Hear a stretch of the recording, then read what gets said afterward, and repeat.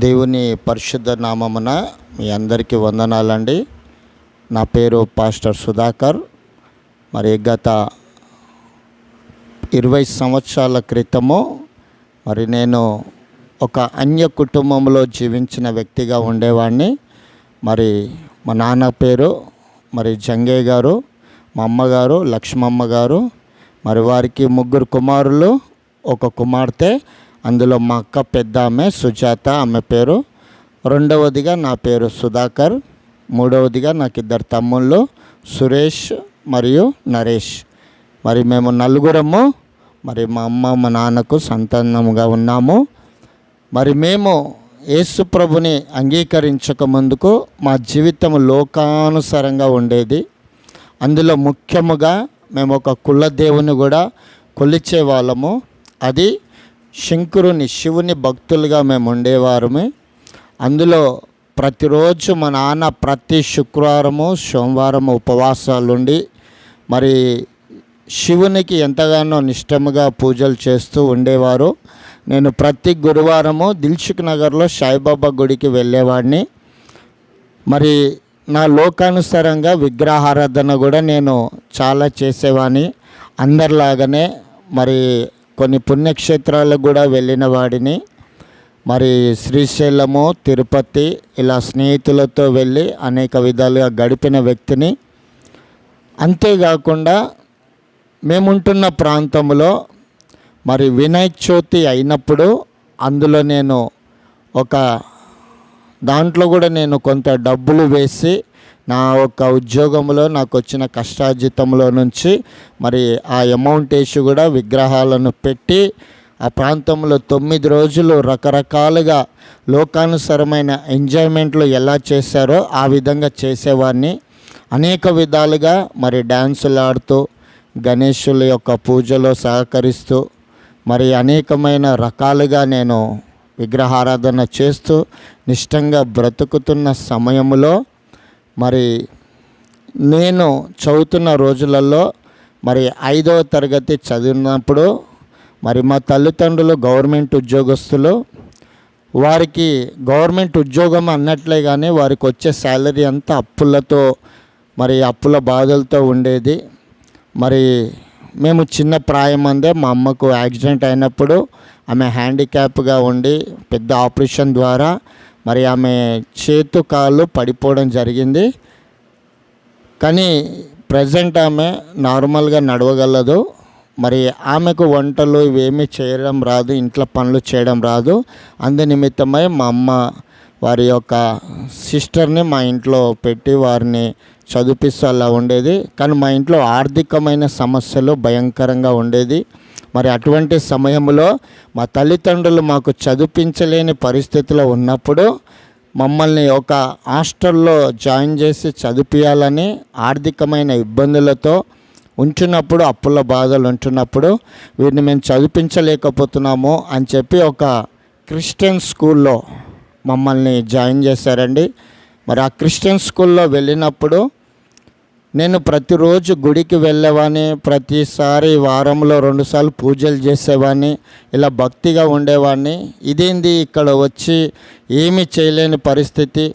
ఇక్కడ వాళ్ళు పొద్దున్న లేస్తే ప్రేయర్ చేసుకుంటున్నారు, సాయంత్రం ప్రేయర్ అంటున్నారు, ఇక్కడ ఎప్పుడు చూసినా ఆ జీసస్ గురించే చెప్తున్నారు అని ఒక విధంగా చాలా ఆలోచించేవాడిని. నన్ను, మా అక్కని, మా తమ్ముడిని హైత్ నగర్లో వార్డెన్డీడ్ హాస్టల్లో క్రిస్టియన్ సంస్థలో మమ్మల్ని జాయిన్ చేశారు. అక్కడ ఉంటూ ఉన్నప్పుడు అక్కడ విషయాలు వింటున్నప్పుడు నేను మెల్లమెల్లగా ఆలోచించడం ప్రారంభించాను. ఎవరు ఈ జీసస్? యేసయ్య అంటే ఎవరు? యేసు ప్రభు ఏం చేశాడు? ప్రజల కొరకు ఏం చేశాడు? ఈయన ఒక వ్యక్తియా లేకపోతే ఈయన ఒక దేవుడా అని ఆలోచించడం ప్రారంభించాను. వీళ్ళు ఎక్కడైనా దూర ప్రాంతంలో ఉన్న వ్యక్తి గురించి చెప్తున్నారా, లేకపోతే ఒక వ్యక్తిని ఇక్కడ పరిచయం చేయాలని ఆలోచన చేస్తున్నారా అని నేను చాలాసార్లు వింటున్నప్పుడు ఒకరోజు ఇలానే వాక్యాన్ని బోధిస్తున్నప్పుడు జీసస్ గురించి యేసు ప్రభు ఈ లోకానికి మన పాపముల నిమిత్తమై వచ్చాడు, కొన్ని సంవత్సరాల క్రితము యేసుప్రభు ఈ లోకంలో ఒక మానవుడిగా జీవించాడని చెప్పినప్పుడు నాకు చాలా ఆశ్చర్యం అనిపించింది.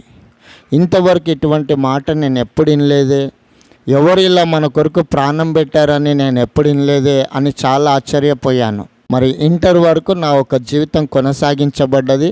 ఆ తర్వాత తిరిగి మళ్ళీ లోకంలో వచ్చేసాను. లోకంలో ఉంటున్నప్పుడు మరి లోకపు అలవాట్లు నేను చేసుకున్నాను. ఫ్రెండ్స్ తోటి మందు తాగడాలు, గుట్కాలు తినడాలు, తంబాకులు తినేది, ఇలా రకరకాలుగా స్నేహితులతో మరి వారితో చేయవలసిన అన్నీ చేస్తూ ఆ ప్రయత్నంలో నేను ఉంటున్నప్పుడు సినిమాలు భయంకరంగా చూసే వ్యక్తి నేను. రోజుకి 4 షోలు చూసే అంత పిచ్చిగా ఉండే వ్యక్తిగా నేనున్నాను. నాకు సినిమాలు అంటే చాలా పిచ్చి. అంత భయంకరమైన పరిస్థితిలో ఉండేదండి నా జీవితం. మరి అటువంటి సమయంలో ప్రతిరోజు సినిమాలు చూస్తూ ఇంట్లో ఏదో ఒక అబద్ధాలు చెప్తూ అలా నా జీవితాన్ని కొనసాగిస్తున్నప్పుడు చెడ్డ అలవాట్లతో రోజు మందు దాగి ఏదో ఒక పార్టీకి వెళ్ళి ఇంటికి వచ్చేసరికి లేట్ నైట్స్ అవ్వడం వల్ల ఇలా నా జీవితం కొనసాగుతున్న సమయంలో 2002 సంవత్సరంలో మలక్పేట ఎంబీ సంఘంలో ఒకరోజు ఇలానే నేను చర్చ్కి వెళ్ళాను. నేను ఓ క్రిస్టియన్ స్కూల్లో చదివి యేసయ్య గురించి నేను మర్చిపోయాను, కనీసం ప్రార్థన చేసుకోలేకపోతున్నానని నాకు సడన్గా ఒక సమస్య వచ్చినప్పుడు, ఒక బలహీనమైన కృంగుదలలో ఉన్నప్పుడు ఆ దేవుడిని నేను జ్ఞాపకం చేసుకోగలిగాను. అప్పుడు ఆ చర్చ్కి వెళ్ళి ప్రేయర్ చేసుకోవాలన్నప్పుడు ఆ చర్చిలో యూత్ ఫెలోషిప్ జరుగుతుంది. యూత్ ఫెలోషిప్ జరుగుతున్న సమయంలో ప్రకటనల గురించి, రెవల్యూషన్ గురించి వారు చెప్తున్నారు ఆ సంఘంలో. ఆ రోజు నేను వెళ్ళిన రోజు ప్రభు రాకడ కొరకు చెప్తున్నారు. యేసు ప్రభు తొందరగా రాబోతున్నాడు, బైబిల్ వాక్యం సెలవిస్తుంది, ఇదిగో నేను త్వరగా వచ్చుచున్నానని. మరి దేవుడి రాకడ అతి సమీపంలో ఉన్నది. లోకంలో అనేకమైన భూకంపాలు వస్తున్నాయి, ప్రేమ చల్లారిపోతుంది, భయంకరమైన రేట్లు మరి సమాజంలో ఉంటున్నాయి, ప్రభుత్వము అనేకమైన రూల్స్ అండ్ రెగ్యులేషన్స్, ఇలాంటివి మెసేజ్ నేను వింటున్నప్పుడు నాలో ఒక భయం పుట్టింది. ఏంది, దేవుడు అప్పుడే వస్తున్నాడా? ఇంకా లోకము మొత్తము యుగ సమాప్తం అయిపోతుందా? ఇప్పుడు నేను చనిపోతే నరకమేనా అని నాలో ఒక ఆలోచన చేయడం ప్రారంభించింది. ఇంకా నేను ఆలోచిస్తూ ఉంటున్నాను, ఎలా మరి నేను యేసయ్యకి ఇప్పుడు దగ్గర కావాలంటే ఎలా?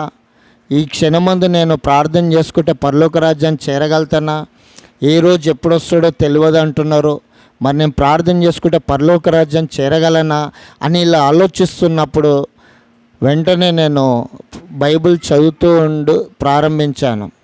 ఆ సమయంలో ఇలా ప్రతి వారంలో 2 రోజులు అక్కడ ఆ యూత్ ఫెలోషిప్ జరుగుతున్న టైంలో నేను వెళ్ళి రెగ్యులర్గా అటెండ్ అవ్వడం ప్రారంభించాను.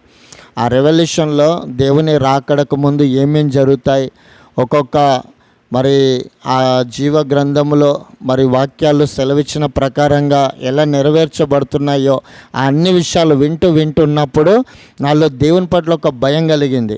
ఆ టైంలో ఒక దైవజనుడు ఆ ఒక్క సంఘములో ఆ యవనస్తుల యొక్క కూడికలో నాకు పరిచయం అయినాడు.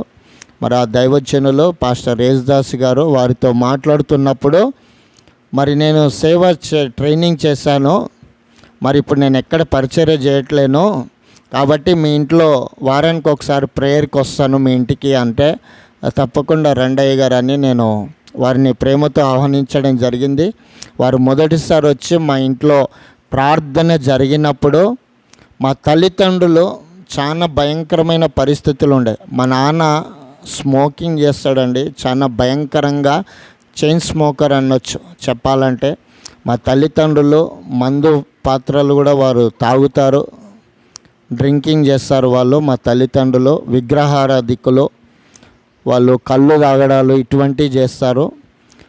కానీ ఆ దైవజనుడు ఎప్పుడైతే మా ఇంటికి వచ్చాడో ఆ రాత్రి వాక్యము వారి హృదయాన్ని కదిలించగలిగింది. ఆ రోజు దేవుడు మా అందరితో చాలా విషయాలు మాట్లాడాడు. అప్పుడు నిజంగా దేవుడు ఎంత ప్రేమ కలిగిన వాడో, మేము ఇటువంటి పరిస్థితులలో ఇన్ని విధాలుగా మేము తప్పులు చేసినా మా కొరకు దేవుడు ఇంత త్యాగము చేస్తాడా?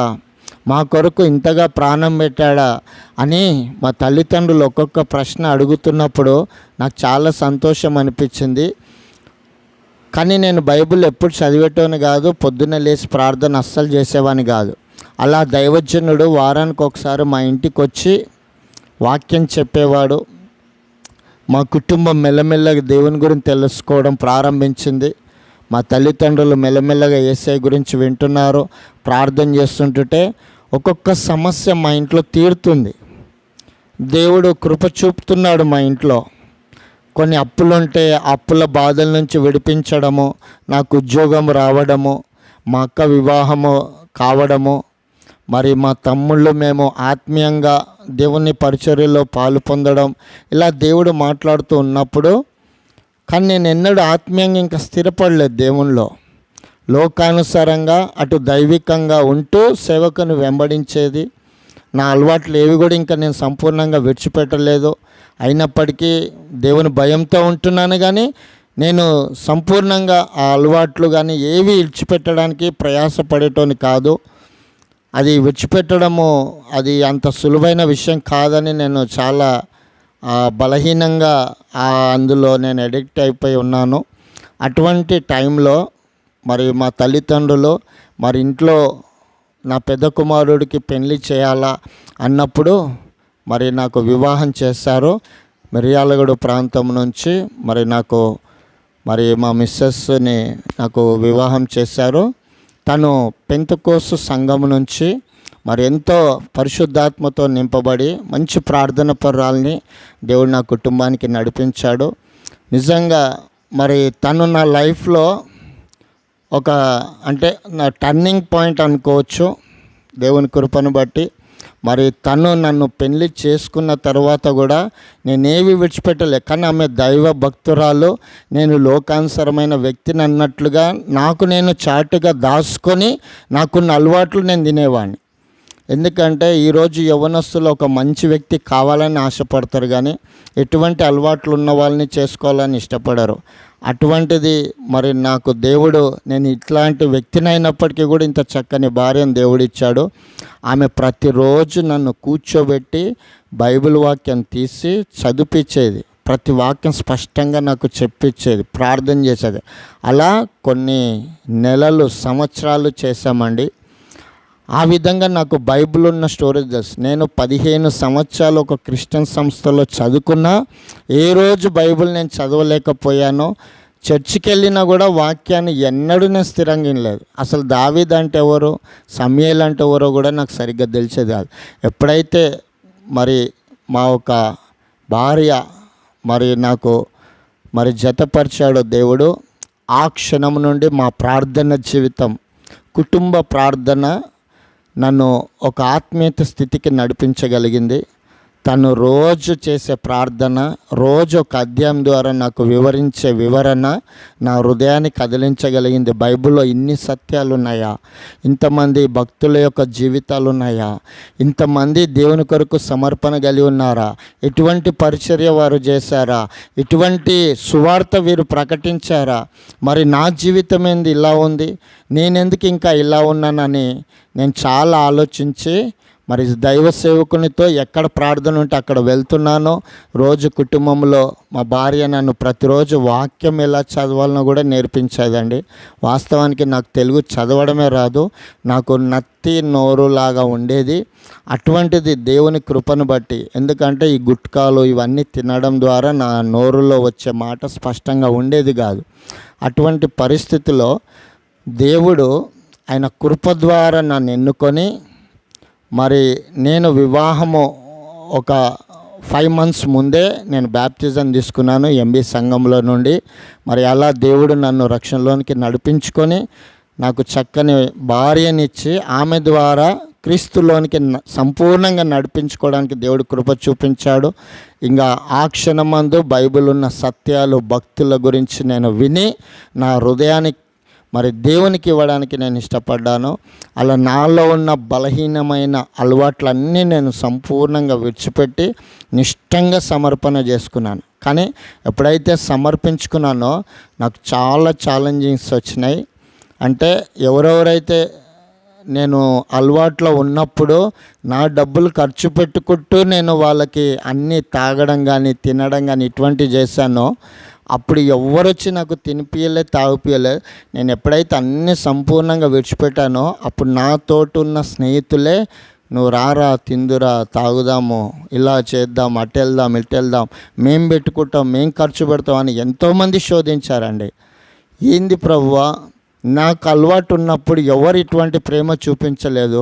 ఎప్పుడైతే నేను సంపూర్ణంగా విడిచిపెట్టానో అప్పుడు వీళ్ళందరూ నన్ను ఇలా శోధిస్తున్నారు అన్నప్పుడు ఇది సాతానుడి శోధనే అనుకొని నేను నిష్టంగా కంట్రోల్ చేసుకొని నెల రోజులు ఉన్నానండి. అప్పుడు ఒకే మాట గుర్తించింది, అప్పుడు ఒకే మాట అనిపించింది నాకు, ఒక్కసారి మనము చీ అనుకొని ఉన్నదాన్ని తిరిగి వాటి వైపు చూడదని నేను అర్థం చేసుకొని ఇంకా వాటిని సంపూర్ణంగా విడిచిపెట్టాను. ఈరోజు దేవుని నామాన్ని ఘనపరిచే విధంగా దేవుడు నన్ను ముందుకు నడిపిస్తుంటున్నాడు. మరి అలా నేను సేవకుని అంట పరిచర్యలో ఉంటూ దైవ సేవకునితో ఒక 7 సంవత్సరాలు ప్రయాణం చేసి ఓ సంఘం ఎలా ఉంటుంది, ఒక సంఘ పరిచర్య ఎలా ఉంటుంది, మరి సంఘములో ఎటువంటి పరిచర్య, ఎటువంటి విశ్వాసులు, ఎటువంటి మనుషులు ఉంటారో అనేక విషయాలు నేర్చుకున్న తర్వాత మేము అన్యుల ప్రాంతంలో ఉంటాము. మరి ఆ ప్రాంతంలో ఒక్క సంఘం కూడా లేదు. మరి ఈ ప్రాంతంలో నేనెందుకు ఉండకూడదు అని నాకు నేను సమర్పణ చేసుకొని ఆ సంఘం నుంచి బయటికి వచ్చేసి నేనుంటున్న ప్రాంతంలో ఇంతమంది నశించిపోతున్న ఆత్మలు ఉన్నాయి ఇక్కడ అని నేను ఎక్కడైతే విగ్రహారాధన చేశానో, ఎవరి మధ్యలో అయితే గణేశులను పెట్టి ఊరేగించి డ్యాన్సులు ఆడుతూ ఆ చెడు స్నేహితులతో తిరిగానో అదే ప్రాంతంలో సంఘాన్ని కట్టుకోవడానికి దేవుడి కృప చూపించాడు. మరి ఈరోజు నేను ఒక సంఘాన్ని స్థాపించుకోగలిగాను. అది పరిశుద్ధాత్మ ప్రార్థన మినిస్ట్రీ దిల్సుఖ్ నగర్ ప్రాంతంలో చైతన్యపురిలో ఉంటుంది. ఈరోజు దేవుడు నాకు ఒక 70 ఆత్మలు ఉన్నారండి. మరి ఒక 30 కుటుంబాల వరకు దేవుడు ఇచ్చాడు. దేవుని కృపను బట్టి 6 సంవత్సరాలు అవుతుంది అక్కడ పరిచర్య జరగబట్టి. మరి ఇది 7వ సంవత్సరంలో మేము ముందుకు వెళ్తున్నాము. మరి దేవుడు ఆ ప్రాంతంలో 6 సంవత్సరాల నుంచి అనేకమైన వ్యతిరేకతలు వచ్చినా, అనేకమైన ఇబ్బందులు వచ్చినా ఈరోజు నా తల్లిదండ్రులు సంపూర్ణంగా సమర్పించుకొని వారు దేవుని గురించి తెలుసుకొని వారి కుటుంబంలో అనేకమైన సమస్యలు ఎదుర్కొని వారికి వచ్చిన ఆ ఒక శోధనలను బట్టి కూడా మా కుటుంబంలో దేవుడు చేసిన అద్భుత కార్యములను బట్టి ఎన్నో అప్పుల బాధల నుంచి విడిపించాడు. మా తల్లిదండ్రులు ఏ బలహీనత, సిగరెట్స్ కానీ త్రాగుడు అవి ఉన్నాయో వాటి నుంచి వాళ్ళ ఆరోగ్యం ఏ విధంగా పాడైపోయిందో తిరిగి వాటి నుంచే దేవుడు వాళ్ళకి స్వస్థతను అనుగ్రహించి సంపూర్ణంగా విడిచిపెట్టడానికి నా దేవుడు కృప చూపించాడు.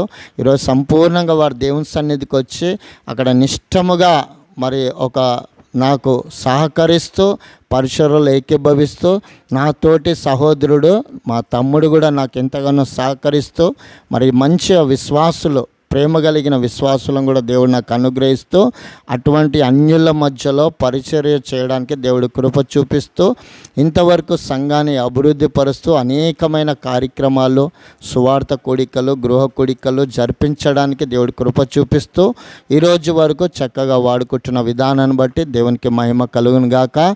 మరి ఈ యొక్క సాక్ష్యాన్ని కేవలం మిమ్మల్ని బలపరచడానికే నా ఒక ఆత్మీయమైన జీవితాన్ని మీతోటి పంచుకోవడం జరుగుతుంది. దయచేసి మా కొరకు, మా పరిచర్య కొరకు మీరందరూ ప్రార్థన చేయాలని